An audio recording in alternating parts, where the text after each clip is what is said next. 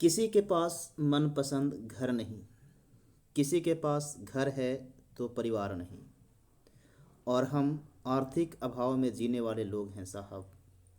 हमारे लिए सफलता से बड़ा कोई त्योहार नहीं। तो आइए इसी लाइन के साथ आज की क्लास की शुरुआत करते हैं। और आज हम लोग सोल्व कर रहे होंगे बिहार एसएससी सीजीएल का इडुटेरिया का जो सेट सॉल्यूशन है या सेट प्रैक्टिस सेट है उसका सेट नंबर 4।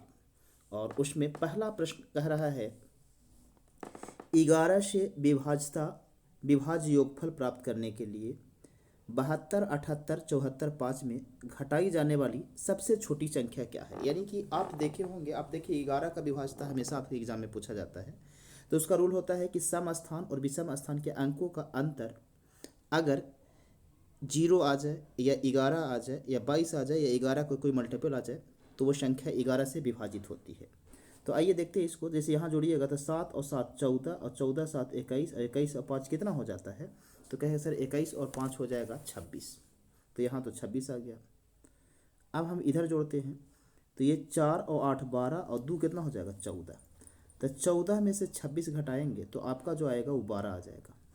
और आपसे क्या बोले थे कि अगर ये संख्या 11 से तब कटेगा जब इन दोनों का अंतर 11 हो। तो क्या घटाना चाहिए, तो सबसे छोटी संख्या 1 है, यानी इसमें से यदि हम 1 कम कर लेंगे तो वह संख्या जो होगा वो हमारा क्या होगा 11 से विभाज्य हो जाएगा। तो इस प्रश्न का उत्तर ऑप्शन संख्या बी हो जाएगा। आगे बढ़ते हैं हम लोग प्रश्न संख्या 77 में। 77 कह रहा है एक मोटर बोट जिसकी स्थिर जल में गति 15 किलोमीटर प्रति घंटा है, 50 किलोमीटर धारा के अनुकूल जाती है और धारा के प्रतिकूल वापस आती है, और इस प्रकार उसे कुल 7.5 घंटा या 7 घंटा 30 मिनट का समय लगता है, तो धारा की गति क्या है। तो आप जब भी इस तरह का प्रश्न देखिए तो आप आराम से इसको सोल्व कर सकते हैं बाय ऑप्शन। कहा क्या है कि एक व्यक्ति 50 किलोमीटर जाता है और 50 किलोमीटर आता है, और एक बार धारा के साथ गया है और एक बार धारा के विपरीत आया है, और आने जाने में उसको कुल जो समय लगता है 7.5 घंटा लगता है। तो आप ऐसे लिख सकते हैं कि 7 घंटा 30 मिनट, ऐसे लिख लीजिए 7 घंटा 30 मिनट लगता है। आगे प्रश्न में कहा है कि वह देखिए आपसे कहा है कि स्थिर जल में नाव की गति जो है वो 15 किलोमीटर, तो एक्स का मान दिया हुआ है 15। तो आप ऐसे सोचिए कि एक बार वो गया होगा 15 और धारा की चाल आपको नहीं मालूम है तो वाई मान लीजिए, यानी कि 15 प्लस वाई से, और एक बार आया होगा 15 और किस से माइनस वाई से। कहेंगे सर क्यों, तो आप देखे होंगे कि 9 धारा में क्या होता है कि एक बार अगर साथ में गया है तो अगला बार विपरीत में आया होगा। टोटल समय जो लगा है वो आपको 7 घंटा 30 मिनट लगा है। तो आपको करना कुछ नहीं है, यहाँ से ऑप्शन से कोई ऐसा वैल्यू पुट कर देना है जिससे ये सवाल 7 घंटा 30 मिनट उत्तर यानी सेटिस्फाइज कर जाए। तो देखिए यहाँ 9 रखिएगा तो 15 9 24 ही कटेगा ही नहीं, और 15 में से 9 घट जाएगा तो 6 ये भी से इससे भी नहीं कटेगा, तो इसको रखने से कोई फायदा है नहीं। दूसरा ऑप्शन है 5। तो देखिए 5 रखेंगे और यहाँ भी 5 रख के देखिए, तो अगर आप दोनों जगह 5 रख रहे होंगे तो देखिए ये होगा 15 में से 5 जाएगा तो कितना हो जाएगा 10, और ये 15 5 कितना हो जाएगा 20। तो देखिए यहाँ कटने की संभावना है, तो ये 10 से यानी कितना बार में कट जाएगा 5 बार में, यानी 5 घंटा यहाँ हो गया। और यहाँ देखिएगा 0 से 0 खत्म हो जाएगा और 2 से काटिएगा तो 2.5 घंटा यानी 2.5 ये हो जाएगा। तो 2.5 घंटा और 5 घंटा 7.5 घंटा, 7.5 इधर भी है 7.5 इधर भी हो गया। तो ऑप्शन संख्या बी जो है आपका सही उत्तर हो जाएगा। आगे सवाल प्रश्न संख्या 78 है।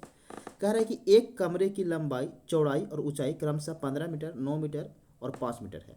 प्रत्येक पेंट के डिब्बे से 40 मीटर वर्गाकार क्षेत्रफल रंगा जाता है, तो कमरे को केवल दीवारों के रंगने के लिए कितने पेंट की आवश्यकता है। तो सबसे पहले आप इस तरह के प्रश्न में आप ये देखिए कि कमरे का क्षेत्रफल क्या होता है, यानी चारों दीवारों का क्षेत्रफल क्या होता है। तो चारों दीवारों का क्षेत्रफल आप जो पढ़े होंगे वो आप पढ़े होंगे कि इसका होता है formula 2 into L plus B और इंटू में क्या एच। तो आप क्षेत्रफल निकाल लीजिए, और एक डिब्बा पेंट से 40 वर्ग किलोमीटर होता है, तो इसको आप 40 से डिवाइड कर दीजिएगा तो कितना डिब्बा पेंट लगेगा वो आपका उत्तर आ जाएगा। अब जरा इसको हम सोल्व करने की कोशिश करते हैं। तो देखिए 2 तो ठीक है, एल की जगह कितना रखिएगा, तो कहेंगे सर एल की जगह 15 और बी की जगह 9, तो यहाँ 15 रखेंगे और यहाँ 9 रखेंगे। तो आप ऐसे डायरेक्ट रख सकते हैं कि 2 और 15 9 कितना होगा 24, और गुने ऊंचाई कितना दिया हुआ है 5, और इसको डिवाइड करना है कितना से 40 से। अब देखिए काटिएगा इसका उत्तर आ जाएगा। तो काटिए, तो 8 से 8 3 की 24 और 8 बचे कितना 40, और 5 से 5 ये कैंसिल हो गया, तो 2 3 कितना हो गया 6।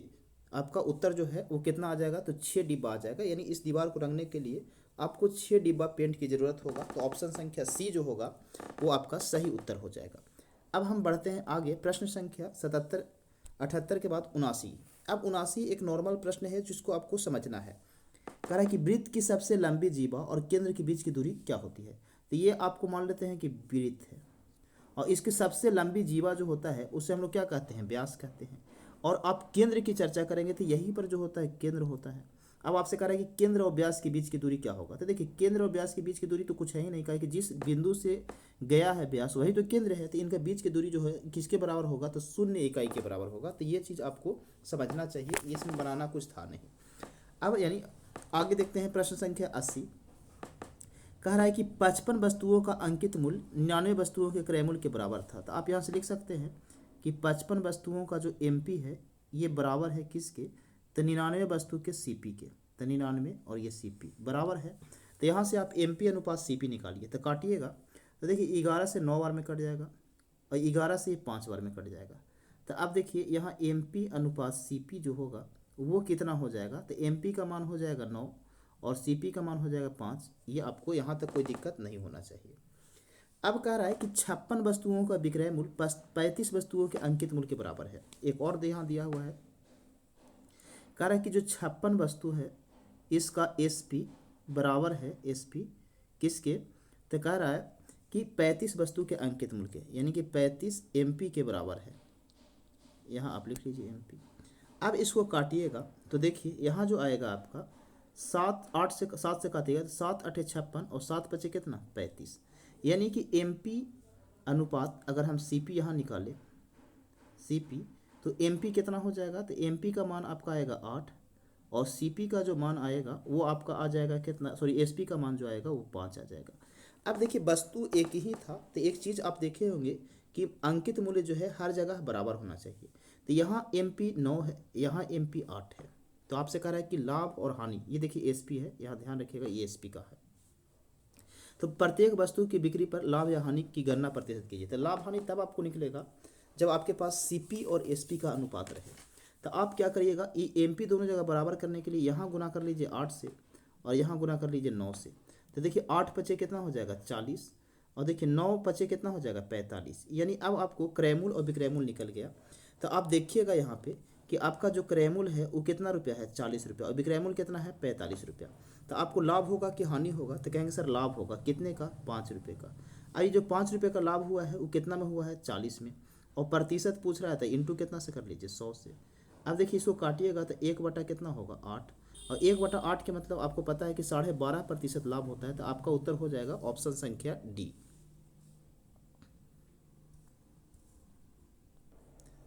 अब हम आगे बढ़ते हैं प्रश्न संख्या 81 की ओर। कह रहा है हेमा 20 वर्ष की है और उसकी बहन नेहा 30 वर्ष की है। तो आराम से सोल्व करते हैं इसको। कह रहा है कि 2 बहन है, एक है हेमा और एक है कौन नेहा। कह रहा है हेमा की आयु जो है वो 20 वर्ष है और नेहा की आयु जो है वो कितना है 30 वर्ष है। तो कह रहा है कि कितने वर्ष पहले उनकी आयु का अनुपात 3:5 था। 3:5 था। तो आप इसको बाई ऑप्शन भी कर सकते हैं। तो पहला ऑप्शन ले लेते हैं कि मान लेते हैं कि उसके 5 वर्ष पहले ये था अनुपात। तो 5 साल पहले का मतलब 5 घटाना पड़ेगा। तो 20 में से 5 जाएगा तो कितना हो जाएगा, तो कहेंगे सर 15। और इसमें भी से 5 घटाइएगा तो कितना हो जाएगा 25 हो जाएगा। अब रेशियो निकाल के देख लीजिए तो कहेंगे सर 3 पचे 15 और 5 पचे कितना 25, 3:5, यानी ऑप्शन ए ही जो है आपका सही उत्तर होगा। इस तरह के प्रश्न को आप बाई ऑप्शन भी कर सकते हैं। 81 के बाद आगे बढ़ते हैं प्रश्न संख्या 82 की ओर। 82 देखिएगा तो एक आसान सा सवाल है जो आपका त्रिकोणमिति का है। आप इसको सोल्व करिए। तो कह रहा है कि cos a plus cos square a बराबर 1। तो क्या इसको हम ऐसे लिख सकते हैं कि cos a बराबर 1 माइनस cos स्क्वायर थीटा। तो कहेंगे सर बिल्कुल लिख सकते हैं। अब क्या इसको 1 माइनस कॉस स्क्वायर थीटा बराबर आपको पता है कि होता क्या है साइन स्क्वायर थीटा। तो क्या इसको हम ऐसे लिख सकते हैं कि साइन स्क्वायर थीटा और यहाँ पर बराबर क्या हो जाएगा कॉस ए हो जाएगा। तो कहेंगे सर बिल्कुल। अब आगे देखिएगा तो कह रहा है कि साइन स्क्वायर ए और प्लस साइन 4a का मान किसके बराबर होगा। तो देखिए आपसे पूछा है कि साइन स्क्वायर ए प्लस साइन 4a का जो मान है वो किसके बराबर होगा। तो आप क्या पढ़े कि साइन स्क्वायर ए बराबर होता है कुछ कॉस स्क्वायर। तो क्या इसके जगह हम कॉस स्क्वायर लिख सकते हैं? तो कहेंगे सर बिल्कुल लिख सकते हैं। तो लिख लीजिए कॉस ए, और इसके जगह देखिए क्या है, तो आप पढ़े थे कि साइन स्क्वायर ए का मान कॉस ए होता है। तो ये पावर 4 है तो इसका मान दुगना हो जाएगा, यानी कि इसकी जगह हम लिख सकते हैं क्या, कॉस स्क्वायर ए। कहेंगे सर बिल्कुल लिख सकते हैं। और अभी तो आप पढ़े थे कि cos A plus cos square ए का जो मान है वो किसके बराबर है, 1 के बराबर है। तो इस प्रश्न का उत्तर भी कितना हो जाएगा, 1 ही हो जाएगा। आगे देखिए प्रश्न संख्या 83 नंबर सवाल क्या कह रहा है कि 4, 9 और 16 का चतुर्थ अनुपात ज्ञात कीजिए। किसका किसका, 4, 9 और 16 का चतुर्थ अनुपात। तो आप क्या पढ़ें कि चतुर्थ अनुपात पूछेगा तो इसको 1 से मान लेंगे, और आपको पता है कि बाहर वाला का गुना बाहर वाला के साथ, अंदर वाला का गुना अंदर वाला के साथ। तो आप गुना करिएगा तो 4 गुने x कितना होगा, 4x, और बराबर हो जाएगा कितना, तो 9 गुने 16। अब इसको काटिए तो 4 से काटेंगे तो 4 बार में, यानी कि 9 चौका कितना, 36। तो चतुर्थ अनुपात जो होगा वो कितना हो जाएगा, तो 36 हो जाएगा। अब हम आगे बढ़ते हैं प्रश्न संख्या 84 की ओर।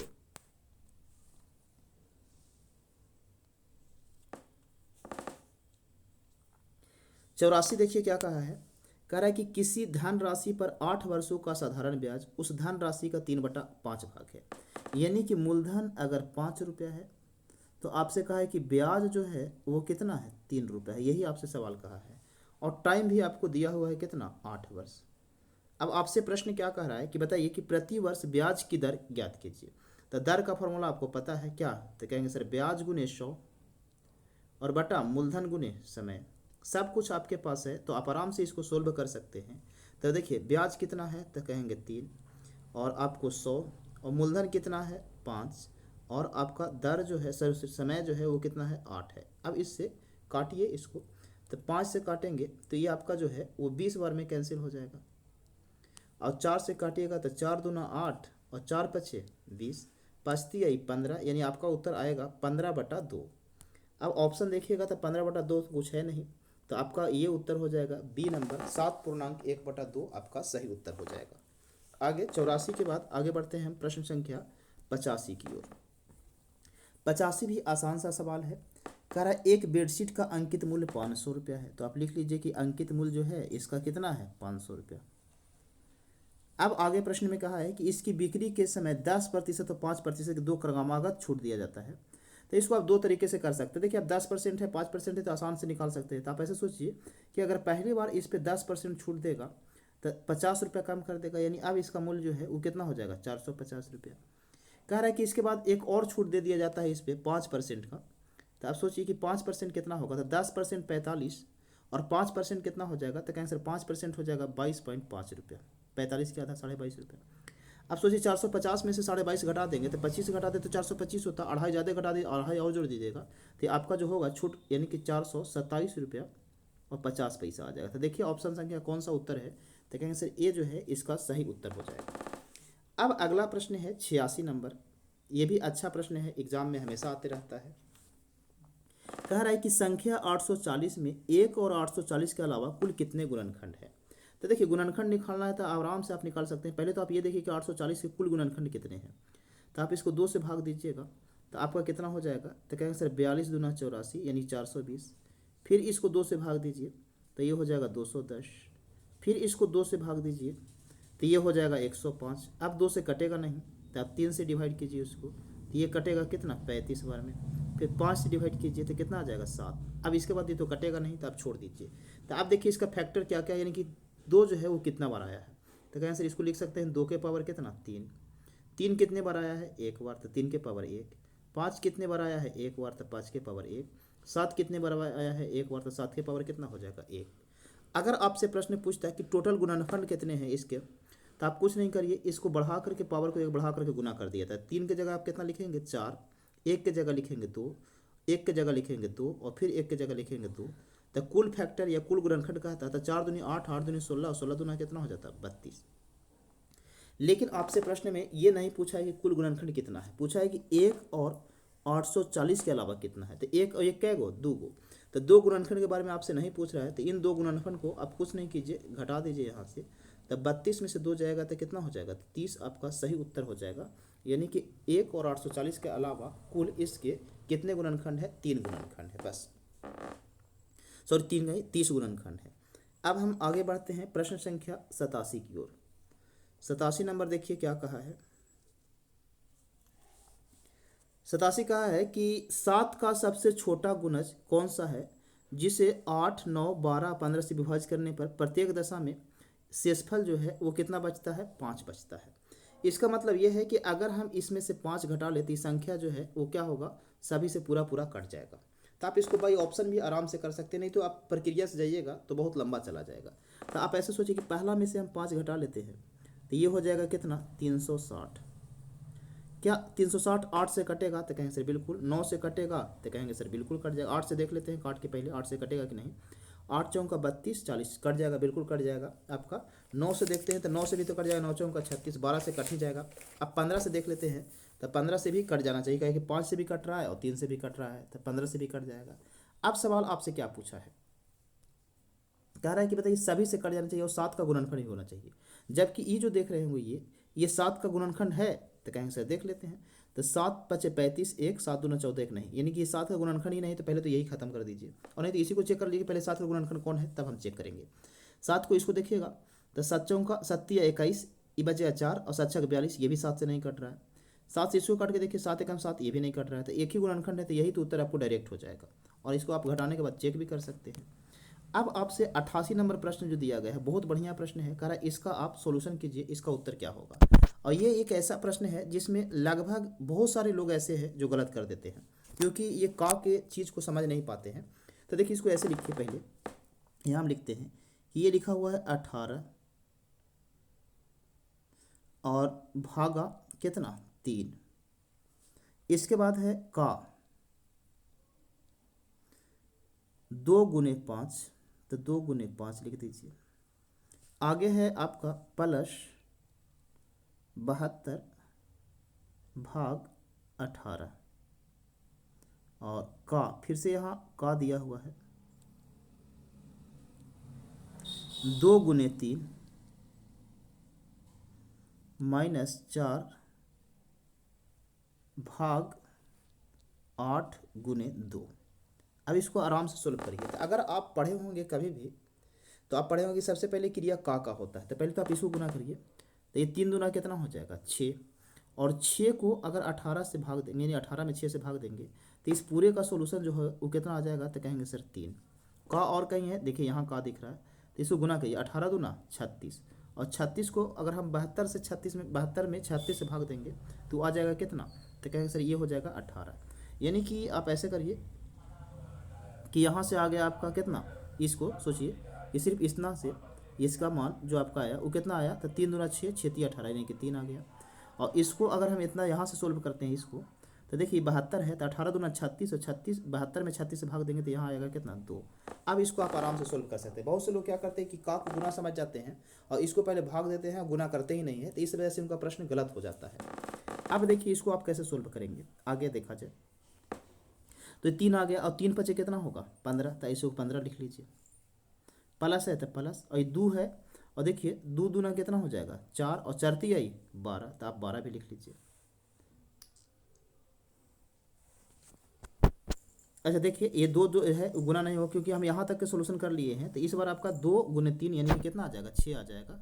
तो ऐसा करते हैं कि यहाँ पर लिख लेते हैं 6, और माइनस, अब देखिए ये 4 है, और यहाँ 8 गुने 2 कितना है? ऐसे देखिए कि 8 है, तो ये तो नीचे आ जाएगा, सिंपल सा चीज़ है। ऐसे समझिएगा कि देखिए इसको आप सोल्व करिए, यहाँ से लिख देते हैं कि आपका 4 डिवाइड 8 और गुना कितना है? 2 है। तो देखिए एक भाग है, इसको गुना में बदलिएगा तो ये गुना में हो जाएगा, तो ये हो जाएगा 1/8, और 4 दूना 8 से 8 क्या हो जाएगा? कैंसिल, तो सिर्फ कितना बचेगा? 1 बचेगा। अब 1 बचेगा तो बताइए इसका उत्तर क्या होगा? तो 15 6 21, 21 में से 1 गया कितना? 20। बहुत बढ़िया प्रश्न है। इस तरह के प्रश्न अक्सर लोग गलत कर देते हैं, तो आप ध्यान से इस तरह के सवाल को सोल्व करिएगा। आगे 88 के बाद हम प्रश्न संख्या बढ़ते हैं 89 की ओर। 89 भी अच्छा सवाल है, आप समझिएगा आराम से। 89 कह रहा है कि ए और बी की आय का अनुपात 2:3 है। 2 व्यक्ति हैं, एक ए है एक बी है। कह रहा है इसके आय का अनुपात जो है वो 2:3 दिया हुआ है आपको। ये आय है, चलिए इधर लिख लेते हैं। अब कह रहा है उनके व्यय का अनुपात 1:2 है। व्यय का अनुपात जो दिया हुआ है वो 1 अनुपात कितना दिया हुआ है, 2 है। तो कह रहा है कि यदि बी का 90% व्यय ए के आय के बराबर है तो ए और बी के बचत का अनुपात ज्ञात कीजिए। तो अगर डायरेक्ट बचत कहता तो हम इसमें से इसको घटा देते, आपका आंसर आ जाता। लेकिन यहाँ पे एक कंडीशन दे दिया, कह रहा है कि बी का 90% व्यय, यानी कि बी के व्यय का 90%, बी के व्यय का 90% जो है वो बराबर है किसके, ए के आय का। तो ए के आय के बराबर है, तो आपको पता होगा किसी भी व्यक्ति का आय जो होता है वो क्या परसेंट होता है, 100%। तो आप इसको यहाँ ऐसे भी लिख सकते हैं कि ये 100% के बराबर है। अब देखिए यहाँ पर क्या होगा कि देखिए 9% यानी कि 0% यहाँ हटा दीजिए। तो अब बी का व्यय कितना हो जाएगा, तो बी का व्यय और ए की आय याद रखिएगा। तो बी का इधर वाला मान होगा, तो बी का व्यय 10 रहेगा, तो ए का आय कितना होना चाहिए, 9 होना चाहिए। यही आपको समझना है। तो बताइए कि बी का व्यय 10 करना है और ए की आय 9 करना है, तो ए का आय जो है वो कितना है, तो कहें सर ए का यहाँ 2 है। अब इसको 9 करना है तो 9 से गुना कर दीजिए। और कह रहा है कि बी का जो व्यय है, व्यय वो कितना है, 10 है, जबकि यहाँ 2 है। तो इसको आप क्या कर लीजिए, 10 से गुना कर लीजिए। अब आराम से ये सवाल सोल्व हो जाएगा। अब सोल्व करिए तो देखिए हो जाएगा 9 दूना कितना 18 और 9 तिया कितना 27। यहाँ से देखिएगा तो 10 एकम 10 और 10 दूना कितना 20। अब बचत कह रहा है तो ये इनकम और खर्चा निकल गया, तो इसको घटा दीजिए तो 8 और यहाँ 27 में से 20 गया 7। तो आपका उत्तर हो जाएगा 8:7, यानी ऑप्शन संख्या सी जो है वो सही उत्तर हो जाएगा। आगे बढ़ते हैं हम प्रश्न संख्या 89 के बाद 90 की ओर।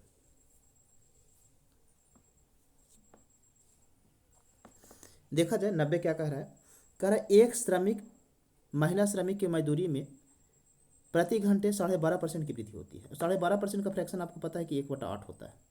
इसका मतलब कि अगर पहले उसको 8 रुपये मिल रहा होगा तो अब 1 रुपया बढ़ जाता है, यानी कितना हो जाता है 9 रुपया। लेकिन प्रति सप्ताह काम किए गए घंटों की संख्या में 10% गिरावट होती है, यानी कि पहले अगर वह 10 काम करती है थी तो अब कितना करती है, 9 काम करती है। कह रहा है यदि 40 घंटे की एक सप्ताह के लिए उसकी मूल साप्ताहिक मजदूरी इतना रुपया है तो उसके कुल साप्ताहिक वेतन में प्रतिशत वृद्धि या कमी याद कीजिए। तो देखिए जब प्रतिशत वृद्धि कहता है ना तो ई वाला लाइन जो है ना इससे कोई मतलब है नहीं आपको, तो आप डायरेक्ट यहीं से निकाल लीजिए। देखिए 8 का कितना हो जाएगा 80, यानी कि पहले जो उसका इनकम होता था वो 80 रुपया होता था और अब जो इनकम हो रहा है 9 में कितना हो रहा है 81 रुपया। तो आप बताइए कि इसका वृद्धि हुआ कि कमी हुआ, तो कहें सर वृद्धि हुआ, एक का कितना में 80 में, और गुना कितना हो जाएगा 100।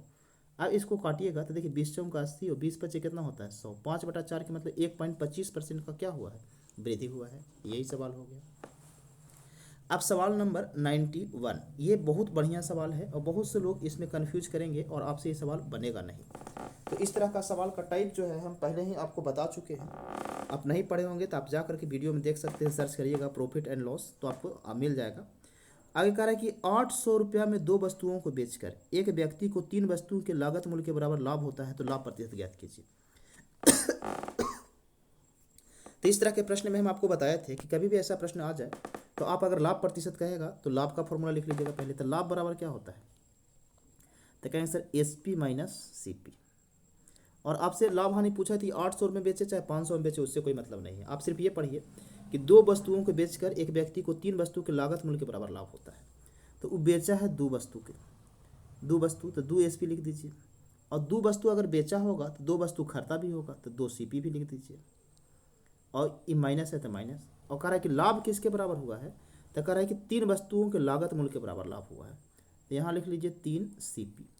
अब इस प्रश्न को आप सोल्व कीजिए आराम से सोल्व। ऐसे प्रश्न में करना कहा जाता है कि जितना वस्तु बेचे हैं उतना ही खरीदे होंगे या जितना खरीदे हैं उतना ही बेचेंगे, तभी लाभ हानि का पता चलेगा। अब देखिए इसको हम एक तरफ कर लेते हैं, तो इधर -2 CP है, इधर आएगा तो प्लस क्या हो जाएगा 2 और 3 5, तो 5 CP बराबर 2 SP। अब यहाँ से CP और SP का अनुपात निकाल लीजिए। तो ये CP और ये SP, तो CP का मान कितना आएगा, तो कहेंगे सर 2, और SP का मान कितना आएगा 5। यानी कोई वस्तु आप 2 रुपये में खरीदे हैं और 5 रुपये में बेच रहे हैं तो लाभ कितना का हुआ होगा 3 रुपये का, कितना में 2 में, और प्रतिशत पूछ रहा है तो गुना 100 करिएगा तो आपका 2 से कितना हो जाएगा 50 ओवर में, और 50 दिए कितना होगा 150, यानी आपका जो लाभ होगा वो 150% हो जाएगा। 91 के बाद आगे प्रश्न संख्या है 92 92। क्या कह रहा है, ये भी अच्छा प्रश्न है, आप समझिएगा इसको आसानी से। कह रहा है कि 2 पाइप A और B मिलकर एक टंकी को 4 घंटा में भर देता है। 2 पाइप है, एगो A है एगो B है। ये दोनों मिल के एक टंकी को 4 घंटा में भर देता है। कह रहा है यदि उन्हें अलग अलग खोला जाता है तो बी को टंकी भरने में ए से 6 घंटा अधिक लगता है। यानी अलग अलग खोलते हैं ए और बी को, तब बी को टंकी भरने में ए से 6 घंटा अधिक लगता है। यानी ए जो है अगर x समय लेता होगा तो ये x प्लस कितना लेता है, 6 समय लेता होगा। अब आपसे प्रश्न पूछ रहा है कि ए को अकेले टंकी भरने में कितना समय लगेगा। तो इस तरह के सवाल को बनाने के लिए कोई दिक्कत नहीं है, आराम से आप बाई ऑप्शन सोल्व कर सकते हैं। तो इसके लिए कुछ नहीं कीजिए, आप इसको ऐसे लिख दीजिए, जो दोनों का योगफल है उसको ऊपर लिखिए। तो x इंटू एक्स प्लस क्या 6, ये गुना कर दीजिए और ये जोड़ करके नीचे लिख दीजिए। तो इसको जोड़िएगा तो क्या हो जाएगा 2x और प्लस 6, और इसको काट पीट के आना चाहिए कितना घंटा, 4 घंटा। यानी कि जिस ऑप्शन से 4 आ जाएगा वही आपका सही हो जाएगा। तो पहले हम 2 रखते हैं। तो अगर 2 रखिएगा तो देखिए 2 होगा या 8 होगा, और 2 दूना 4 और ये 6 10। तो बताइए कि 16 को 10 से भागा देंगे 4 आएगा, तो कहेंगे सर नहीं ये तो होगा नहीं। तो 2 से नहीं आया तो 1 से तो और नहीं आएगा। अब हम देखते हैं 8 से। तो 8 रखिएगा तो ये हो जाएगा 8 ऊपर में, और 8 6 कितना हो जाएगा 14, और बटा में 8 दूना 16 और 6 कितना हो जाएगा 22। ये तो दूर दूर तक आपको 4 नहीं नज़र आ रहा है, तो ये भी नहीं होगा। तो आपका उत्तर तो डी ऑप्शन फिक्स है, यही आप बना सकते हैं। लेकिन अगर प्रूफ करना हो तो देखिए आप यहाँ लिख दीजिए 6 गुने 6 और 6 कितना हो जाएगा 12, और यहाँ देखिए 6 दूना 12 6 कितना हो गया 18। अब देखिए 6 से काटिएगा 3 बार में, और 3 चौका कितना 12, 4 बार में 4 आ गया कि नहीं आ गया। तो इस तरह के प्रश्न को आप ऐसे भी सोल्व कर सकते हैं। आगे बढ़ते हैं हम प्रश्न संख्या 92 के बाद 93 की ओर। देखिए 93 क्या कहा है। कर एक आदमी 6 वर्ष के लिए 7.5% वार्षिक साधारण ब्याज की दर से इतना रुपये निवेश करता है, तो वह धनराशि ज्ञात कीजिए जो उसे 6 वर्षों के बाद प्राप्त होगा। तो आप कुछ नहीं कीजिएगा, साधारण ब्याज का फॉर्मूला आराम से लगाइए, और वहाँ पे आप क्या करिएगा, साधारण ब्याज निकाल लीजिएगा और मूलधन में जोड़ दीजिएगा, तो वह धनराशि यानी मिश्र धन आपको मिल जाएगा। तो आप आराम से इस सवाल को खुद से भी सोल्व कर सकते हैं। साधारण ब्याज निकालना फॉर्मूला आपको पता है कि मूलधन गुने समय गुने दर, और बटा में क्या होता है 100 होता है। तो कुछ प्रश्न आप खुद से भी सोल्व करिएगा, 1-2 आसान सा सवाल है। आगे हम देखते हैं 94 नंबर प्रश्न। कह रहा है कि यदि x का 75%, तो आप लिख लीजिए x का 75% 1500 के 15% से 1500 के 15% से 15 कम है। यानी कि x का 75% जो है वो 1500 के 15% से 15 कम है। तो अगर इसमें से हम 15 कम कर दें या 15 जोड़ दें, दोनों बात बराबर है, तो यहाँ 15 कम है, तो ये दोनों आपस में क्या हो जाएगा, बराबर हो जाएगा। तो आपसे कह रहा है एक्स का मान निकालिए, तो कोई दिक्कत नहीं है, यहाँ प्रतिशत हटाइएगा, यहाँ कितना हो जाएगा 100 हो जाएगा। इसको हटा दीजिए, ये 00 से 00 क्या हो जाएगा, कैंसिल हो जाएगा। और 15 कितना होता है 225, 225 में से 15 जाएगा तो कितना आ जाएगा। तो कहेंगे सर 225 में से 15 जाएगा तो आपका आ जाएगा कितना, 225 में से 15 210, तो इधर आ गया 210। और इधर देखिए ये 75 है, प्रतिशत को हटाइएगा तो 100, यानी कि 3 बटा कितना हो जाएगा 4।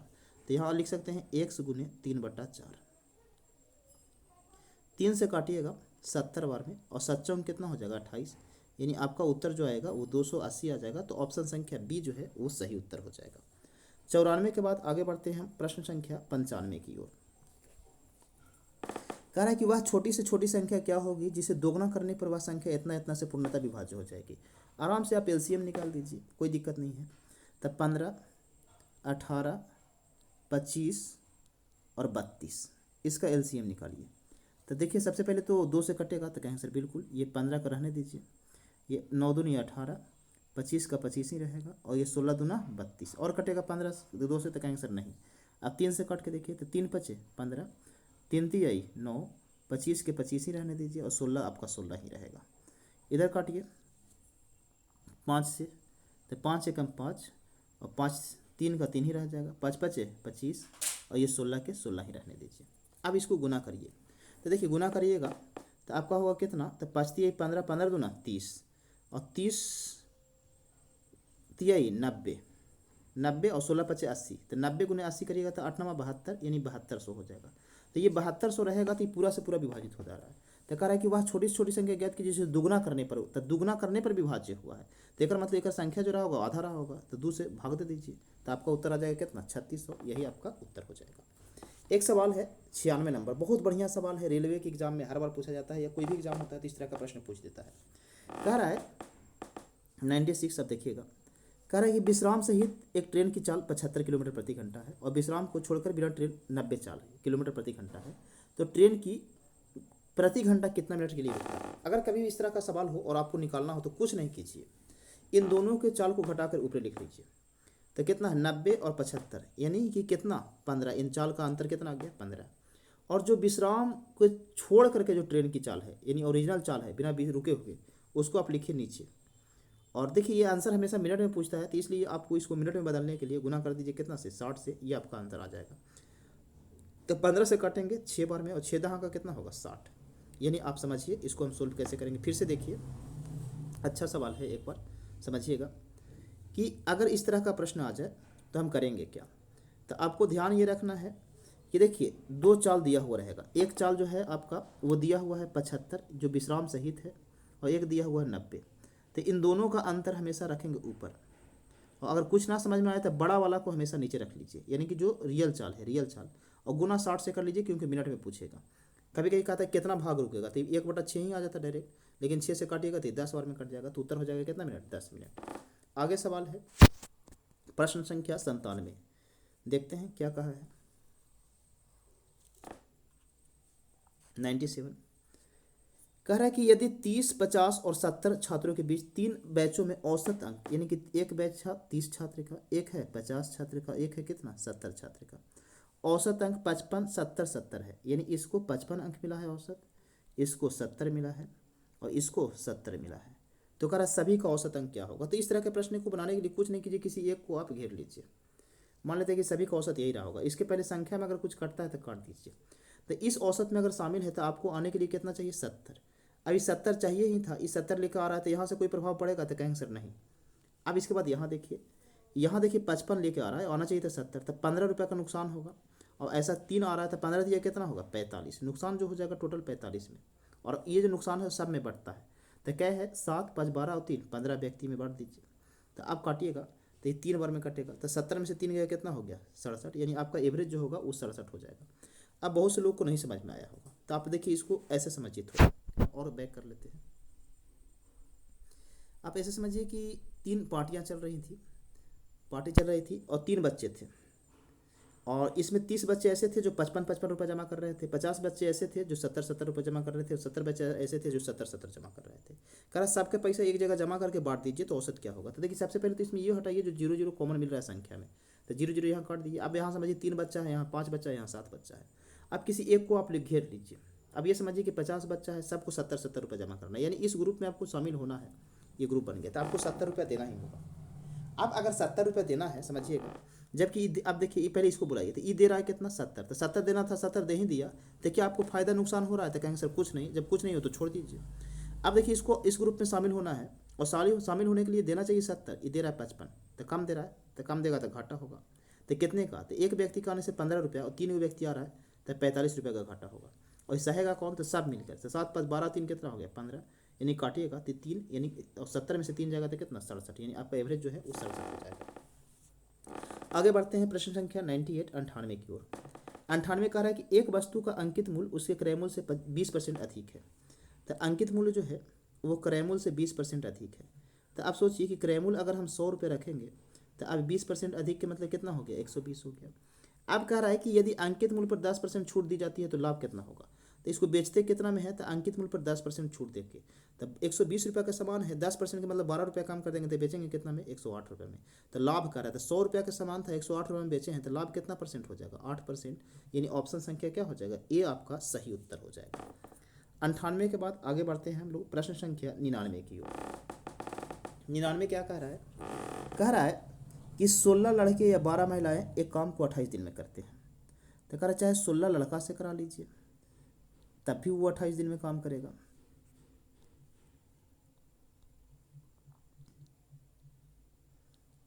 या 12 महिला से काम करवा लीजिए, वो भी इस काम को कितना दिन में करेगा 28 दिन में ही करेगा। तो यहाँ से अगर आप चाहेंगे कि लड़का और महिला का काम का अनुपात निकालना, तो ये 28 से 28 कैंसिल हो जाएगा, चर्चों का 16 और चरती ही 12, यानी कि बी अनुपात डब्लू जो आएगा, बी अनुपात डब्लू, वो बी का मान कितना आएगा 3, यानी लड़का 3 काम करता होगा तो औरत कितना काम करती होगी 4। कह रहा कि यदि वे सभी एक साथ काम करते हैं तो उसी काम को 4 लड़के और 4 महिलाएं कितने दिन में करेंगे। तो पहले तो टोटल काम निकाल लीजिए। ये है 16, बी का मान कितना था, आप इसको टोटल काम ऐसे लिख सकते हैं 16, बी का मान है 3 और गुने कितना 28, ये टोटल काम आपका आ गया। और कह रहा है करवाना किससे है, तो 4 लड़के और 4 महिला से। तो सोचिए कि 4 लड़का और 4 महिला से करवाना है, तो ये कितना होगा, तो कहेंगे सर लड़का की जगह तो यहाँ 3 रख देंगे और इसके जगह 4 रख देंगे, तो 4 3 कितना होगा 12 और 4 चौका कितना होगा 16 होगा, तो 12 16 कितना हो जाता है 28, यानी 28 के हिसाब से करेगा तो कितना दिन लगेगा, तो 1 दिन मान लेते हैं। और 28 से काटिए 28 बार में ये 16 या कितना 48 दिन में ये काम क्या हो जाएगा, खत्म हो जाएगा। आगे सवाल देखिए, लास्ट सवाल है 100 नंबर। कह रहा है कि एक क्षैतिज तल पर एक इमारत के आधार से 70 मीटर की दूरी पर उसके शीर्ष का उन्नयन कोण 60 डिग्री है। यानी कि अगर मान ले कुछ इस तरह से इमारत है, तो कह रहा है कि इमारत के आधार से 70 मीटर की दूरी पर है, तो यहाँ से ये आधार है और इसका दूरी जो है 70 मीटर का है, और यहाँ से जो कोण बनता है वो कितना डिग्री का बन रहा है, 60 डिग्री का बन रहा है। ये जो कोण है वो 60 डिग्री का बन रहा है। तो आपसे कह रहा है कि इमारत की ऊंचाई कितना है, तो देखिए ये आधार से यानी कि जो है ये वाला बेस, यहाँ से इसका दूरी दिया हुआ है कोण का 70, कह रहा है कि ये हाइट बताइए आप, हाइट ये जो है ये कितना है। तो इस सवाल को सोल्व करने के लिए कुछ नहीं कीजिए, यहाँ लगा दीजिए टेन का, टेन 60, तो टेन 60 डिग्री बराबर कितना होता है, तो √3 होता है। तो ये √3 और ये कितना होगा 1 हो जाएगा। अब आपको पता है कि √3 है 1 है, तो इसका मान जो होगा वो 2 होगा, क्योंकि ये जो होता है इसके स्क्वायर के बराबर होता है। तो देखिए √3 का स्क्वायर 3, इसका स्क्वायर 1, 3 और 1 कितना हो 4, और 4 के वर्गमूल निकालेंगे तो 2 हो जाएगा। अब कुछ नहीं आराम से निकालिए, कह रहा है कि 70 जो है वो किसके बराबर है, 1 के बराबर है। तो आपसे √3 का मान पूछा है, तो आपका उत्तर हो जाएगा √3, यानी कि 70 √3 आपका आंसर हो जाएगा। देख लीजिए ऑप्शन संख्या डी जो है आपका सही उत्तर हो जाएगा। तो अब इस तरह से हमारा टोटल प्रश्न जो था 25 प्रश्न का सॉल्यूशन आज खत्म हो गया। तो अब हम आपसे मिलेंगे नेक्स्ट वीडियो में, तब तक के लिए धन्यवाद, जय हिंद।